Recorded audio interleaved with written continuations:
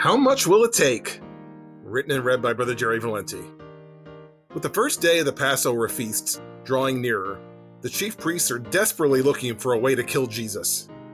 Suddenly, an unexpected ally becomes available to assist them in their cause. Judas Iscariot, one of the 12 apostles of Jesus, meets with the chief priests and offers to help them get Jesus alone away from the crowds of followers so they can arrest him. How much will it take for Judas to betray Jesus? He agrees to do it for 30 pieces of silver. Why would Judas do this? Why would someone who was following Jesus choose money over continuing to follow him? Some have suggested that it wasn't necessarily about the money. For example, one theory is that Judas didn't think Jesus would let himself be killed, but would instead free himself and then lead a revolt against the Romans to bring freedom to Israel.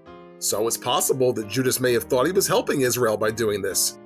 However, on the other hand, the scriptures note that Judas was a thief and was clearly motivated by money, so it's not too difficult to envision him expressing a willingness to betray Jesus for a price. And when the chief priests offer him a high enough amount, it's "Hello, wealthy lifestyle, so long, Jesus."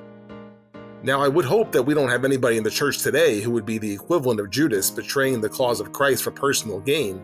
However, money is often a motivator for many of us, so given the right circumstances, might we be tempted at times to sell off a part of our spiritual lives or our level of activity in the church in exchange for a more affluent lifestyle? For example, suppose I told you that I was willing to give you money if you would agree to not go to church this coming Sunday. How much would it take to get you to agree to skip a Sunday service? $100? $200? Come on, you must have a price. How much will it take? How about $1,000 to skip one Sunday service? Okay, do we have a deal? Okay, now how much will it take for you to miss a month of church? How much for a year? Think about how much money you could collect after a year of not going to church. Okay, your spiritual life may not be in such great shape after missing a year of church, but your bank account will be looking good. Now, perhaps you're insulted by the idea that someone would offer you money to not go to church. If your answer is that no amount of money would be enough to get you to not attend, that's a great answer. However, sadly, not everybody answers that way. I've known a few people over the years whose employers have offered them extra money, a higher hourly wage, higher commissions, a chance to advance their career, etc., if they will agree to regularly work on Sunday, and they have accepted that offer, thereby accepting money to not attend church. Sadly, the majority of those eventually ended up leaving the church. Occasionally, we may be offered some financial incentive to relocate to a different part of the country, perhaps a higher paying job, a lower cost of living, ability to afford a larger home, etc.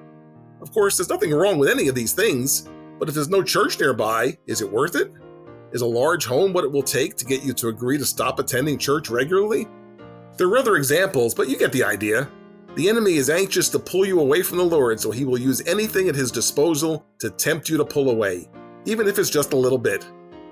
How do you combat these temptations? Let the Holy Ghost guide you in all of your decision-making, including matters involving finances. Then, if you feel a tug in the direction of accepting more money in exchange for giving up part of your spiritual life, you can be pretty sure that tug is not coming from the Lord. Judas was close to Jesus and gave it all up for 30 pieces of silver. How much would it take for any of us to agree to be less close to Jesus or his church? A lot of money? A large house? The whole world? There's nothing in this world that's more valuable than what we already have in the gospel of Jesus Christ. Our treasure is in heaven. Let's keep it there. For what shall it profit a man if he shall gain the whole world and lose his own soul? Mark 8:36.